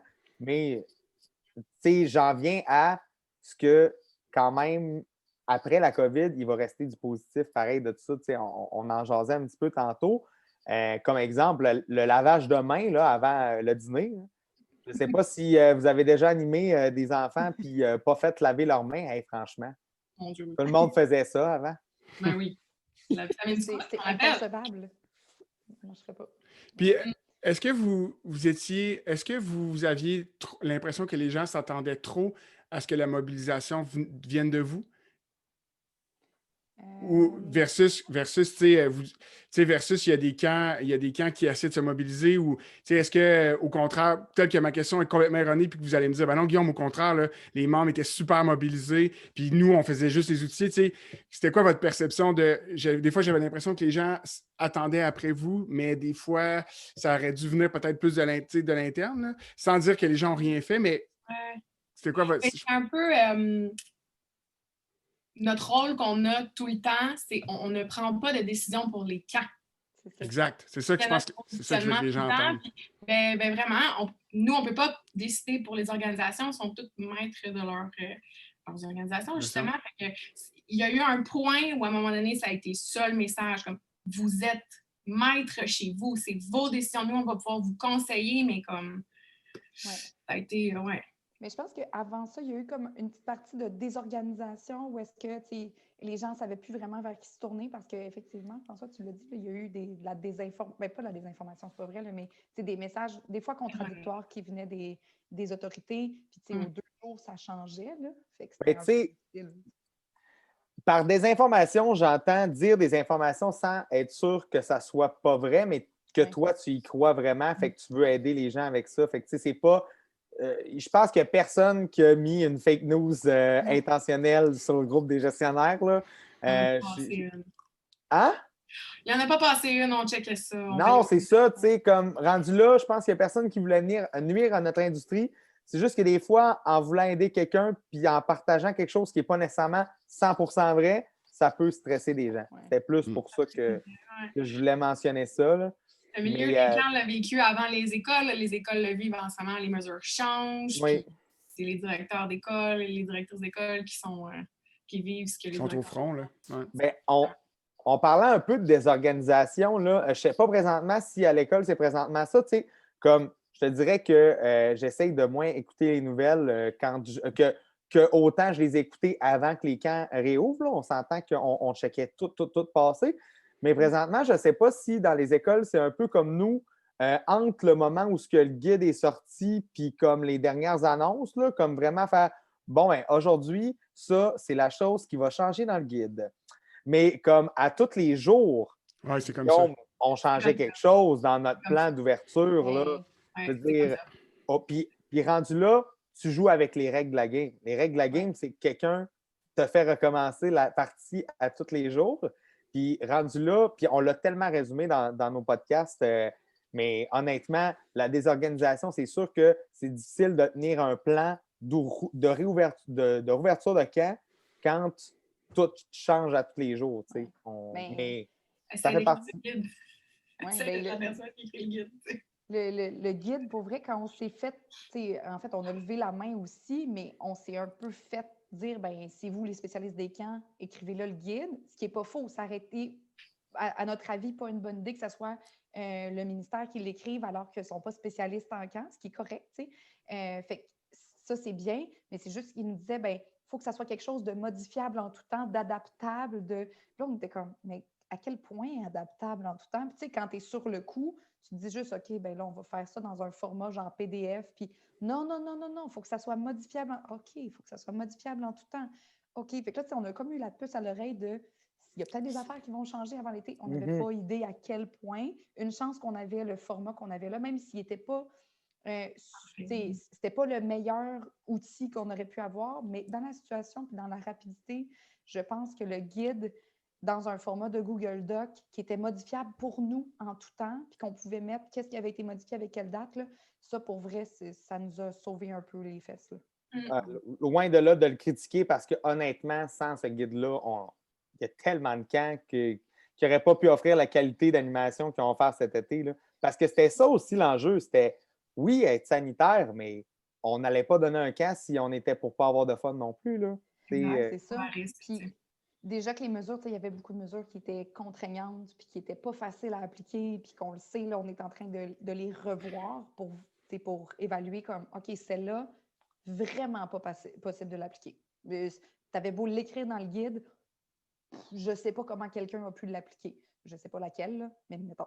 Mais tu sais, il y a des camps que pour eux, les ratios, c'était vraiment difficile. Il y en a pour le purel, ça a été difficile. Il y en a que c'est vraiment... Je pense que celle que j'ai le plus entendue qui a été la plus difficile, c'est de ne pas faire de changement d'animateur ou de ne pas faire de duo d'animateurs pour les groupes pendant l'été. On a eu tellement de questions pour ça. Puis ça a été vraiment la mesure la plus contraignante pour les animateurs eux-mêmes. Parce que pour eux, c'était excessivement difficile d'animer seul, puis je le comprends. Là. C'est une partie de la magie du camp, tu sais. Vraiment. C'est sûr que tu as eu à gérer ça, Guillaume, aussi. Ah, ben oui. Parce que, mettons, tu leur dis hey, gang, il faut animer tout seul, ou encore, il faut animer avec le même groupe de jeunes de 5 ans toute la semaine ensemble. Ou comme si tu étais avec un autre animateur, tu es juste avec lui. Mais là, c'était. Fait que là, ils se ramassaient comme 4 groupes dans la forêt. Fait qu'ils jouaient ensemble. Fait que là, le cordeau, il arrivait, je vous l'ai dit tantôt. Mais comme, c'est juste que tu ne peux pas intervenir avec la même, comment je pourrais dire, de la même manière que si, admettons, l'animateur chillait et ne jouait pas avec ses jeunes. C'est comme tellement différent. C'est tellement quelque chose qu'il n'a pas eu à gérer lui non plus avant. As-tu des exemples de ça, toi, Guillaume? C'est pas comme un ami qui est sur son sel, tu sais. Ouais, c'est ça. Puis, j'ai des exemples, j'en ai, là, des exemples. L'exemple que tu as nommé dans la forêt, moi, c'était pas dans la forêt, mais c'est sur un terrain de soccer. Là, mais tu sais, mais moi, par exemple, ce qui m'a étonné, par exemple, c'est quand même à quel point les animateurs avaient une bonne volonté de. Pas que j'ai sous-estimé, là, mais le travail qui a été fait là, pour vrai cet été, dans tout. Là, j'ai ma cassette de gars plein d'enthousiasme, mais a tellement été intense, puis quand même réussi, parce que c'était pas partout dans les médias, puis tu voyais qu'il y avait un sérieux dans la démarche, tout ça, puis tu sais, quand tu penses à un moniteur de 18 ans que c'est sa première job à vie puis qui est venu traîner dans un camp de jour quand même, dans le contexte COVID, puis il a fait comme je vais le faire, là, il n'y a pas de trou. Mais ça l'a amené plein de défis. Puis moi, la seule affaire que je me dis, c'est à quel point, là, je pense surtout pour les camps de jour, là, mais à quel point l'an 2 va être différent. Même si on est dans l'inconnu encore en mars, en avril, ou même en mai, ça va tellement être différent parce que là, on va tout avoir le couteau d'un dent, puis on va être comme, on est prêt, genre, on l'a vécu une fois. Puis c'est ça qui était ingrat, c'est que l'année 1 n'avait pas le choix d'être dégueulasse. J'exagère, mais n'avait pas le choix d'être difficile puis d'être éprouvante parce que même pour le gouvernement, c'était tellement nouveau là, pour vous autres. Fait que, je me dis, l'année 2 va être juste tellement différente. Oui, il va y avoir plus de préparation, mais au bout de la ligne, ça va tellement être mieux. Là, si je peux je ne vais pas dire rassurer, là, mais c'est fou comment. Moi, je m'attendais à avoir un peu un déluge de plaintes cet été. Exact. Pour vrai, là, on s'attendait, on a mis en place un formulaire en ligne. C'est la première fois qu'on avait ça. Avant, on avait le bon vieux téléphone, puis les parents nous appelaient pour se plaindre parce qu'ils peuvent se plaindre à la Sécu, ils peuvent se plaindre directement au camp. Puis, on a eu 2 plaintes cet été. 2 plaintes? On n'a pas eu de plainte cet été de parents mécontents du service des camps. Les parents étaient excessivement satisfaits. Puis au contraire, on a eu des messages de « on est content ». Les gestionnaires aussi étaient contents de l'implication sur le terrain, de comment ça s'est déroulé. Puis on l'a vu en fin d'été sur gestionnaire de camp. Il y avait beaucoup de messages de « hey, on a réussi ». Ça s'est bien déroulé. Puis c'était pas facile, mais on l'a eu. Que, ça, on a été quand même... J'étais surprise. Je m'attendais quand même à ce qu'on ait plus de feedback difficile du terrain. Puis finalement, ça a tellement été relevé avec brio. Ça a été un beau succès. Ouais.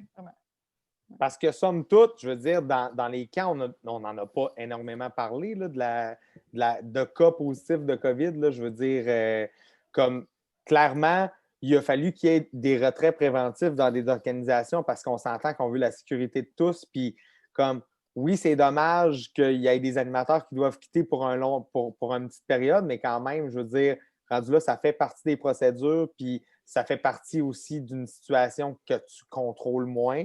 Mais je pense que, honnêtement, je pense que les gestionnaires de camp cet été qui ont eu des petites, moyennes, grosses équipes, peu importe la grosseur, ont vraiment joué un rôle de sensibilisation sur comme, tu sais, gang, on le sait que vous avez le goût de vous rencontrer, on sait que vous avez le goût de faire des parties, mais c'est pas le temps. Tu sais, c'est comme faut. Puis, je veux dire, là, on parlait justement des jeunes qu'il fallait qu'ils transportent un peu leur gang vers les saines habitudes sanitaires. Ben honnêtement, je veux dire, tous les gestionnaires ont été des missionnaires des mesures sanitaires parce que si on n'avait rien dit, ben honnêtement, je suis pas mal sûr que j'aurais eu un party sur la conscience à toutes les semaines. Là. Pas mal. Puis l'école avait fait un bon bout de chemin aussi. Tu sais, les enfants sont quand même arrivés. Ils étaient pas comme pourquoi tu me donnes une bouteille de Purell là, ou pourquoi je suis à 2 mètres avec l'autre groupe. Là, ils comprenaient. L'école avait fait quand même un gros bout de chemin aussi. Là. Mm-hmm. Quelque chose que j'ai trouvé quand même un peu triste dans tout ça, c'est qu'on n'ait pas, comme société reconnu le fait que les camps aient autant travaillé puis autant bien réussi cet été, puis à préparer les enfants, à préparer les ados, préparer les jeunes adultes à ce retour en société-là qui n'est pas facile. Là. Puis, on le voit dans les écoles, c'est tough, là, mais c'est pas pour rien que ça s'est bien passé cet été. C'est que le milieu était rodé. Puis ça, j'ai été un petit peu déçue. Là. Encore là, ben, on voit que les camps l'été, c'est pas ce qui attire l'attention. Les gens sont en vacances, ils s'en soucient moins. T'sais. Mais je pense que plus que jamais cet été, le bouche-à-oreille de parents est le meilleur soutien pour notre milieu. Parce que là, ils l'ont vécu. Ils ont quand même fait leur jeu, mais il y avait telle affaire, c'était tellement sécuritaire, j'en reviens pas. Bon, il y a telle affaire, mais pour vrai, c'était fou. Puis, il y a plein de parents, les parents qui étaient année 1 et qui se sont quand même inscrits au camp, là, ils ont fait un méchant saut de comme OK, c'est vraiment organisé puis c'est trippant. Là. Hey, des jeunes qui étaient à leur premier été, là. Ben, en fait, les jeunes, mais comme quasiment plus les parents, parce que aussi, comme c'est ça que je commence. En tout cas, les nouveaux clients qui étaient au saisonnier cet été, comme ils étaient comme ah, tu sais, ça doit pas être comme ça d'habitude, tu sais, on s'entend, là, comme la grosse station de lavage de main en rentrant sur le camp. Ce que j'allais dire, comme petite anecdote, Anne-Fred, quand tu parlais justement du retour des médias par rapport à la saison qu'on a vécue, ben, j'ai exactement vécu cette situation-là, dans le sens qu'au début, juste avant le retour au camp, je me suis fait recevoir par Radio-Canada, par TVA, puis vraiment comme c'était urgent. Là. Il fallait parler tout de suite. C'était pas comme dans 2 jours, là, c'était aujourd'hui. Puis on m'a demandé de les rappeler pendant l'été. Puis finalement, ben, comme la journée où ce qui était supposé venir, le caméraman avait pris congé. Je veux dire, c'est comme. Moi, j'avais vraiment le goût qu'on ait ce. Ça fait bizarre de dire ça, mais ce retour de balancier-là, de s'être fait exposer notre industrie qui allait comme avoir des énormes défis pour accueillir les jeunes, puis même pas de dire hey, c'est ça qu'ils ont réussi finalement, vous vouliez le savoir. Mais en tout cas, j'ai trouvé ça poche un peu, mais ça démontre que la bonne nouvelle du jour, c'est pas celle qui a le plus de codes d'écoute non plus.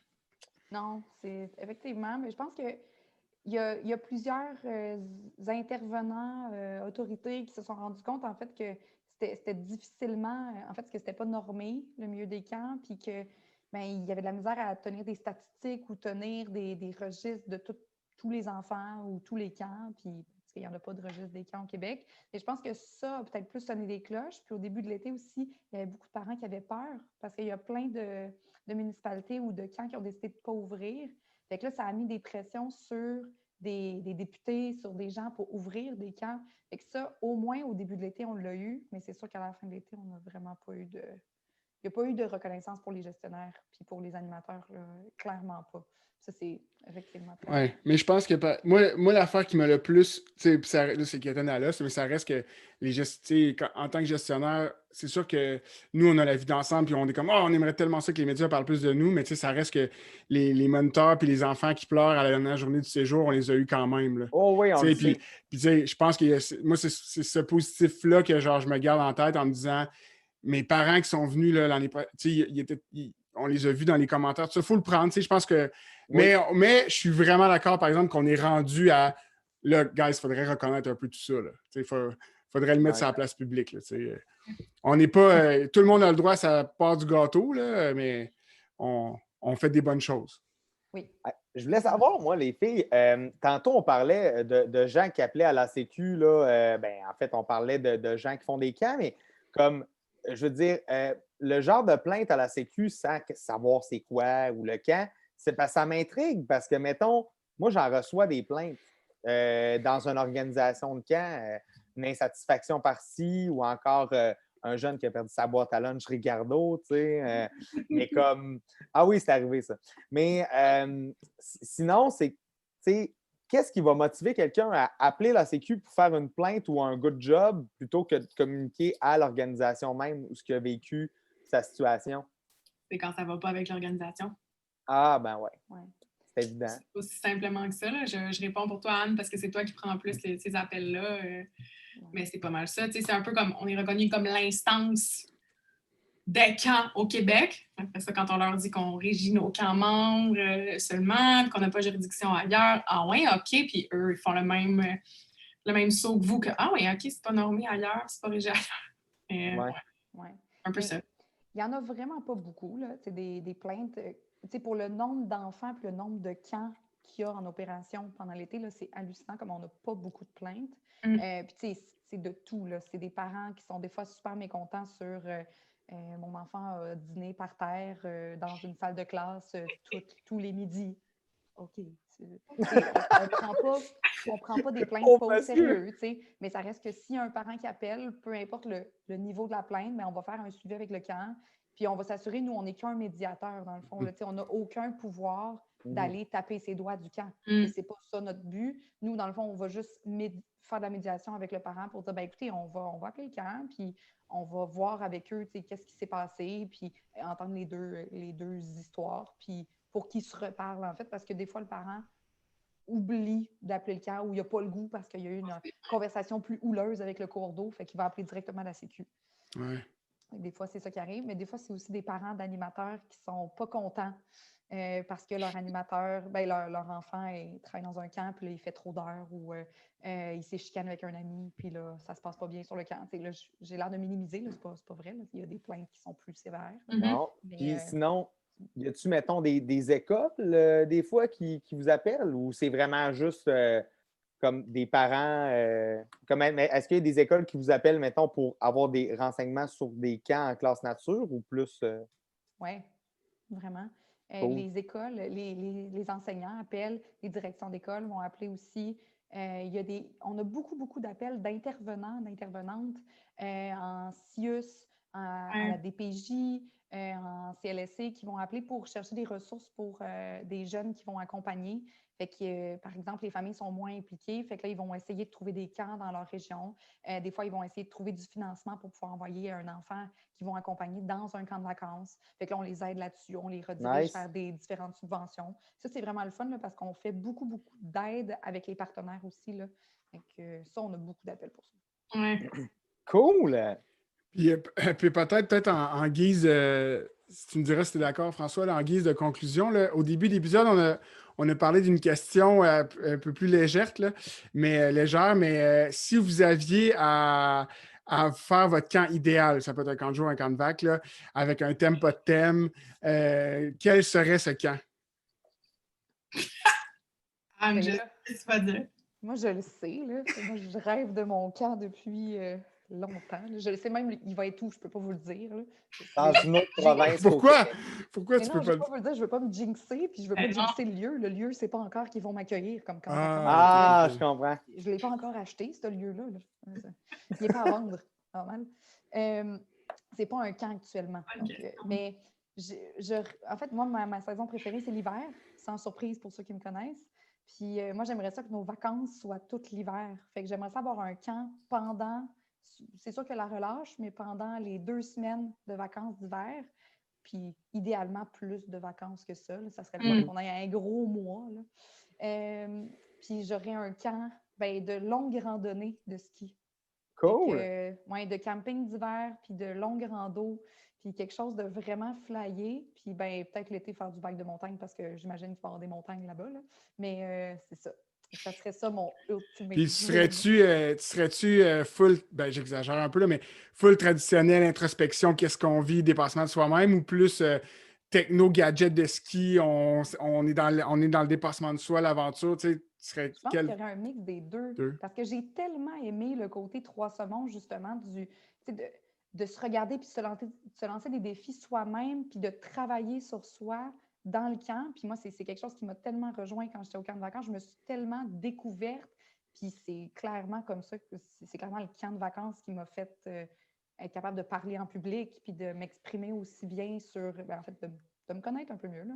Fait que j'aurais besoin de ça, mais je pense que j'aurais besoin aussi du côté grande adrénaline, puis c'est ça, là, des sports extrêmes, puis de me lancer. C'est ça. Ça, j'aimerais bien ça. Mais, ouais, je pense que j'aurais besoin des deux. Ouais. Toi, Gab? Intéressant. C'est une super bonne question. Moi, je suis personnellement geek de nature, vraiment, mais tu sais, c'est quelque chose qui existe déjà dans les camps de vacances, puis le scoutisme, mais c'est de là que vient tout ça, mais l'astronomie, puis la mycologie, les oiseaux, puis tout ça, moi, je serais au bout de ça, fait que c'est sûr que je vais envoyer mes enfants dans du camp de vacances ou dans du scoutisme. Moi, c'est un projet que j'ai aussi réel là, de ma communauté textile parce que je tricote dans la vie et je fais du crochet depuis 10 ans. Ce que j'aimerais, c'est amener des adultes en camp de vacances.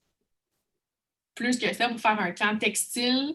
Fait que je le lance dans l'univers. C'est quelque chose que j'ai... Nice. On pourra retourner dans les camps de vacances. Là. Les gens vont avoir besoin de se rencontrer, mais de vivre l'expérience camp, nature, dépassement de ça, tout ça aussi, mais de pouvoir être en train de faire du tricot dans un chalet, puis que les enfants puissent venir, mais qu'il y ait des activités qui soient prises en charge pour eux, puis faire le pont entre les enfants qui apprennent les arts textiles avec les grands. Fait que, moi, ça me passionne vraiment beaucoup. Ouais, puis, tu sais, c'est niche. Tu sais, je veux dire, t'aurais une clientèle, là, je veux dire, c'est hyper niché. C'est comme, tu sais, on le voit, là, ça sort, là, mettons, les retraites de yoga dans les camps de vacances, mettons, ou les trucs de même, c'est le même principe. Exact, ouais, c'est un peu ça l'idée. Puis les arts textiles, c'est tellement vaste, là, tu peux apprendre à teindre, à broder, l'entretien des moutons. C'est une communauté secrète ninja, là, les gens qui tricotent puis qui tricotent. Là, t'arrêtes là-dedans, puis tu peux apprendre des choses à l'infini. Ouais. Mais c'est quand ça part d'une passion, là, c'est toujours unir deux passions, c'est vraiment super. Ben, pour vrai, moi, j'en ai jamais parlé ici, mais j'en ai un projet de camp. C'est juste que, mettons, en tout cas, si quelqu'un veut le faire et qu'il écoute, là, je veux dire, je trouve que c'est une super bonne idée, mais je ne suis pas gêné devant mon idée dans le sens où comme je l'ai faite pour un cours en loisir. Là. Dans le fond, notre voie de sortie autonome, moi, je me créais un camp. Là. Vraiment, là, je partais de A à Z avec les droits pour un lac et tout ça. Ça serait un camp intergénérationnel. Dans le fond, ça serait un camp de vacances où ma clientèle serait 65 ans et plus en groupe et ça serait mettons, 3 à 15 ans là, pour les jeunes. Puis dans le fond, c'est que en modèle camp de jour ou en modèle camp de vacances, ça se fait, mais il y a 1h30 par jour où c'est une période intergénérationnelle par groupe d'âge pour faire de quoi qui s'apparente à des goûts des jeunes. Exemple, je ne sais pas moi, tel monsieur a une Chevelle SS à démonter puis il montre aux jeunes comment faire de la mécanique. Tu sais, de quoi de vraiment comme qui vient chercher notre patrimoine québécois aussi puis qui fait en sorte que genre on s'en va dans les racines. Mais mon plan d'affaires, c'était un peu ça, dans le fond. C'était un peu comme attirer les personnes âgées retraitées pour donner du savoir aux jeunes. Puis eux, au lieu que ça soit une inscription à un camp, c'est plus une part de membres à payer pour faire partie de l'association du nom de camp le plus mauvais que j'ai jamais trouvé de ma vie. Ça s'appelait le Domaine Holmes. Mais je changerais sûrement pour d'autres choses que ça. Appelle ça comme ça. Mais le concept du camp, c'était ça. Fait que, puis en plus, il y en a de quoi là-dedans. Là, ben oui! Ben ouais. Mais bref, je trouvais ça vraiment cool là, comme avoir un parcours un peu historique avec des trappeurs. En tout cas, c'était très québécois. Là. C'était un peu ça. Guillaume, as-tu déjà pensé à ça? Mais là, François, ton idée est incroyable. Ton idée est incroyable. J'ai déjà pensé. C'est comme chien. J'y ai pas beaucoup pensé, mais genre, je sais que je serais un camp... ça serait un camp vraiment traditionnel. Puis je sais pas si les enfants sortiraient en expé. C'est ça mon dilemme. Parce que j'ai connu le camp de vac où on restait beaucoup sur place, mais aussi que les enfants sortaient beaucoup. Fait que je sais pas, j'aimerais ça que ça se passe sur le site puis que les gens soient là, mais ça serait pas familial, là. Ça serait vraiment juste pour les jeunes. Puis Guy, je trouvais ça nice à Tekakuta quand il disait que les enfants restent un mois. J'étais comme, hey, avec un mois, tu peux toucher à plein d'affaires. Fait que ça, je trouvais ça nice aussi. Mais moi, je pense que je serais dans le traditionnel. On serait quelque part dans le fond, pas de réseau. Je vous garantis qu'il n'y a pas de réseau dans mon camp. Puis, ouais. Mais je pense que j'aurais une petite volonté secrète de genre faire réaliser à la génération mettons, des 5 à 15 ans. Je trouve qu'il y a le plaisir facile là, a été oublié. Tu sais, un enfant, je suis un peu dans la cassette quétaine, mais que les enfants puissent apprendre à s'amuser, puis c'est quoi, la créativité, tout ça, là, je serais là-dedans, là, genre. Ouais, de lire, genre, puis je trouve ça fou, mettons qu'à Minot, il y a une bibliothèque sur le camp, puis que les enfants puissent aller chercher des livres, puis ils ont comme des heures pour ça, tu sais, je trouve ça fou.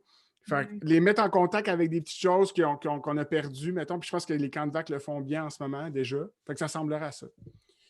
Mais je ne l'appellerais pas le domaine Saint-Pierre. Ça ne serait pas ça, là. C'est sûr que ça ne serait pas ça. Mais le domaine Holmes, intergénérationnel, je trouve que ça correct. J'avais déjà pensé à un centre d'interprétation avec des vieilles affaires, genre un téléphone à cadran, une machine à punch, tu sais. En tout cas, je trouvais ça cool, la thématique du vidéo. Ouais, puis l'idée du transfert de connaissances, c'est incroyable. Oui, mais c'était ça, la mission du centre, là. C'est de faire en sorte que le loisir soit accessible pour pouvoir échanger sur nos vécus communs. Fait que c'était pas mal. Je me rappelle encore parce que j'avais vraiment trouvé ça cool, le projet. Puis quand j'ai vu qu'est-ce que ça me prendrait comme argent pour mettre ça de fond, j'ai comme fait, peut-être qu'un jour, je vais avoir un ami riche qui veut partir en camp. Je sais pas. On va te partir en GoFundMe. À Témiscouata, sur le lac, en tout cas, ça serait écœurant. On dit ça de même. J'espère que c'est pas le secret d'Anne-Fred, par exemple. Non, il n'y a pas de montagne, c'est correct. Ah oui, c'est vrai, c'est vrai. Il n'y a pas de montagne. Non, c'est ça, exact. J'avais loin des montagnes. Hey, j'espère que vous avez aimé ça, pour vrai, parce que c'était vraiment enrichissant. Puis, ce qu'on veut créer aussi avec le podcast, je pense, c'est une discussion où on connecte avec des amis qui ont la même passion que nous. Puis, honnêtement, à la fin du podcast, j'ai l'impression que toutes les personnes avec qui on a jasé ont, jusqu'à date, en tout cas, passé un bon moment. Puis ça fait du bien de jaser de nos passions. Vraiment. Très sincèrement, c'est le fun d'avoir l'occasion de parler de ce qu'on fait à la Sécu aussi, parce qu'on est tellement dans le feu de l'action. C'est rare qu'on parle de nous tant que ça. On met nos membres en valeur, on les aide d'amour. Mais parler de nous, c'est le fun aussi de voir qu'on est passionné aussi de ce qu'on fait dans notre quotidien pour la Sécu. Vraiment. Good, ben tant mieux, on est content de vous avoir reçus. Vraiment. Parfait. Fait qu'écoutez, si vous voulez, vous pouvez tranquillement quitter la conversation avec. Mais un gros merci, hein. Merci pour votre temps aussi, c'est bien apprécié. Avec plaisir. Bye. Salut! Bye bye. Yes! Hey, ça a vraiment passé vite. J'ai l'impression qu'on aurait pu encore jaser longtemps. Ouais, pour vrai, oui. Et c'est toujours un plaisir de jaser avec les gens quand même qui travaillent aussi fort pour faire rayonner notre industrie. Je veux dire, on travaille fort, nous, chacun gestionnaire, chacun dans nos organisations, mais quand même des cartes de référence super pratiques pour être sûr que tout le monde chez nous soit en sécurité. Je veux dire, c'est le plaisir, mais c'est beaucoup la sécurité. Oui, puis je trouve ça intéressant aussi le bout où on a parlé de. Je pense que dans les prochaines semaines, prochains jours, prochains mois, ça va être important de mettre vos organisations de l'avant.